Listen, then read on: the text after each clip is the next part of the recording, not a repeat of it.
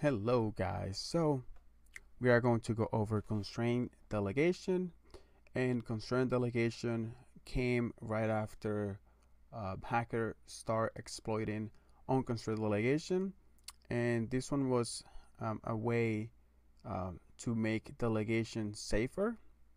And the way that constraint works is that you can provide or you can delegate or you can restrict the services to which the specified server can act on behalf of a user. So basically, what Microsoft came out with to um, to get rid of unconstrained delegation was constrained delegation. And let's go ahead and show you what constraint is. So if we go, let's say, to the student, well, let's go to another one. So let's go ahead and go to the web one.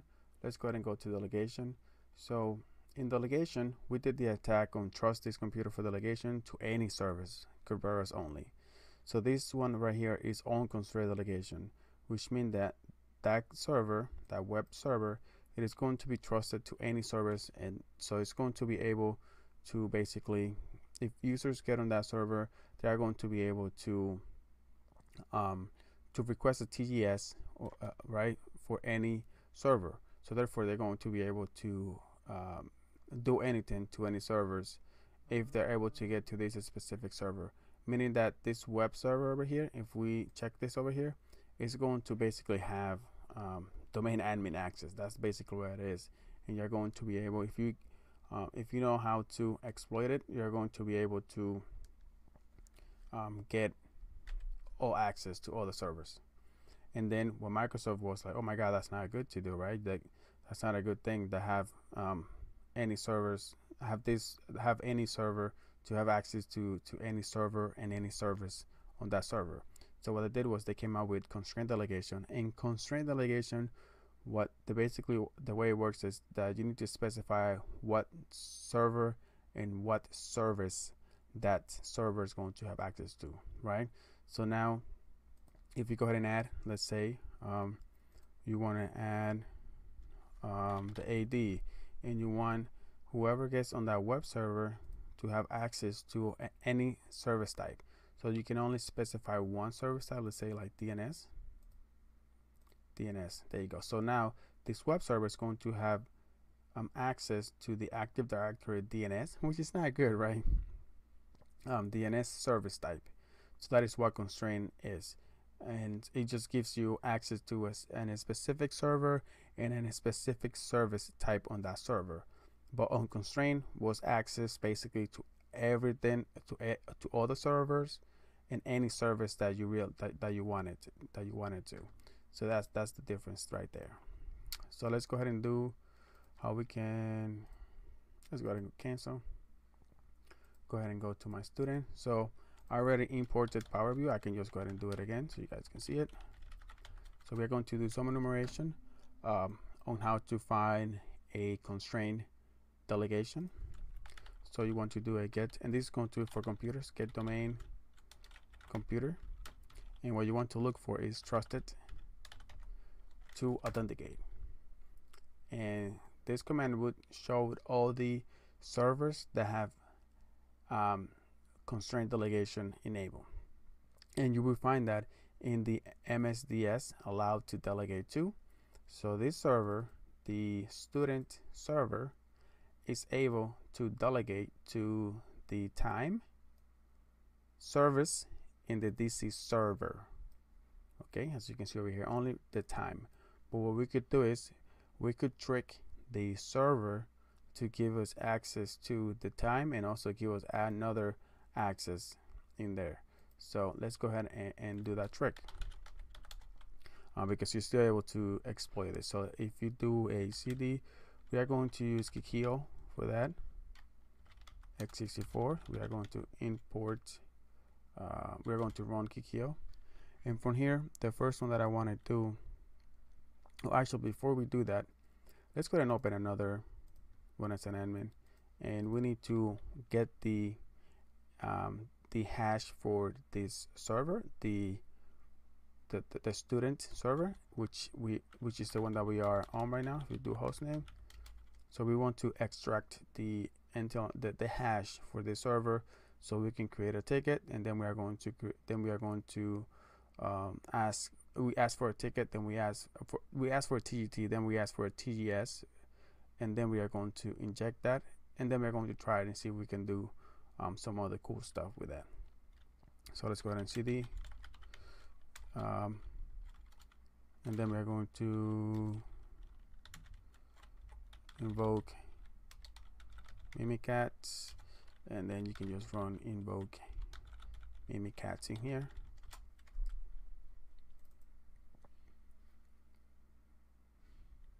So this is to get that NTLM hash for the student server, right? So we can ask for that TGT. Okay, so if we go over here, this is a student one. Let's keep going down. There we go. Here's the username, student $, meaning that this is a server. We are going to copy that NTLM hash.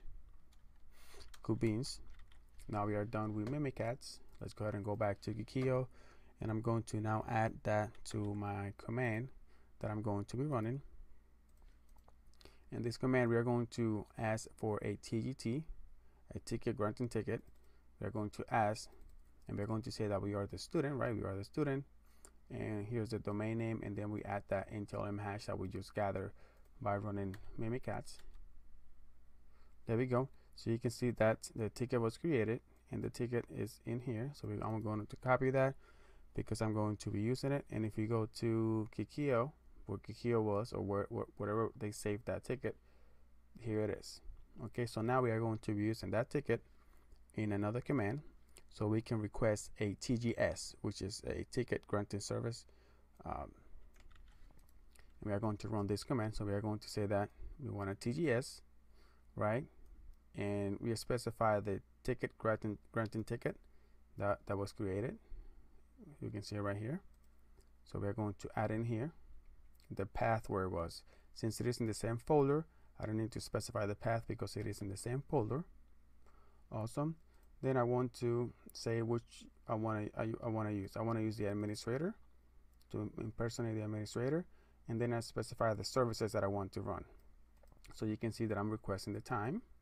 And the time is legit because we do have access to the time, but then we want to basically trick it and do a pipe and also add the LDAP, so we can get we can also get that TGS. So let's go ahead and run it. Awesome. Now you can see the new TGS in here. So what we're going to be doing is we are going to inject that TGS with Mimikatz. So we are going to import Mimikatz first. What I'm doing is I'm just going back this directory and then another directory, and I'm importing Mimikatz because Mimikatz is in the AD, so that's why I have so many dots. Then after that, what I'm going to be doing is I'm going to be injecting that TGS. Here we go, that TGS, which was created also in here. You can see it in here, making sure that it's good. TGS administrator pen testing local, blah blah blah, student, and that looks good. If it doesn't look good, you can just go ahead and copy it, and we can swap that out just because you never know. Let's go ahead and swap that bad boy out. Use that one. So we are going to inject that with Mimikatz. And then after we do that, we should now, there we go. The file was imported. Okay, no errors. We are good to go. What we could do, if we do see if we have access to the DC now, domain controller, \DC, we are going to display the C drive. There we go. So we do have access to the C drive. If you want to see the ticket that was created and that was imported with Mimikatz, it is in here. Administrator, looking good. So now what can we do from here? Well, we can perform a DC sync attack. Let's go ahead and do that. And the DC sync attack, it is basically going to impersonate the domain controller for a couple seconds, and we are going to get we can request any hash, but the one that I want to get is the KRBTGT hash, and the KRBTGT is the account that handles all the ticket granting ticket and all the TES and all that good stuff. So if we get this this hash, what we could do is we can perform a golden ticket attack. And let's see if we get it. There we go. So if we get the, as you can see right here, we got the KRBTG hash. It's awesome. So we did this is sync work, and you can perform after that, get that NTLM hash and do a golden ticket. I'm not going to be doing that because that is for another video. So what I want to do, I want to see if I can do a let me see, clear this out. Let me see if we can import. Actually, let's import Power View in here. Power View.ps1. I didn't do this right. Let's go ahead and go to CD.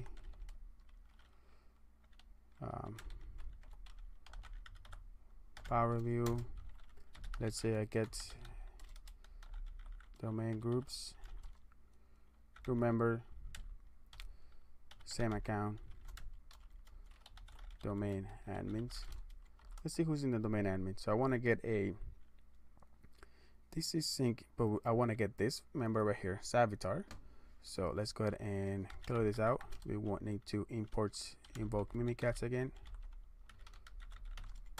Awesome. Then we are going to do this is sync for the username Savitar, and then we can do a passive hash attack.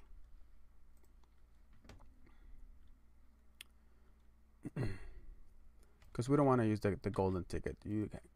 That's too much to do right now. And let's explain it because we are just doing this. I just want to see you guys. So this is, and I'm doing it. This is sync because we have that ticket in here. Okay, that's the only reason why, because my current user is not a domain admin. Okay, just letting you know. Then let's run this. Wait, did I copy it? Oh my god, did I copy the no, I did not. Oh, let's go ahead and run this again. Sorry. So I want to get the NTLM hash so we can do a passive hash attack for the user Savitar. NTLM hash and clear. So passive hash attack, invoke command, passive hash, user Savitar, domain pen testing, NTLM hash, the one that we just got, and we're going to run PowerShell. So this is going to open PowerShell in another window, and we want to do invoke command. That didn't work. Well, it's okay. This video has gone too long. So memories. That's weird. So we were not able to do that. Well, that's fine.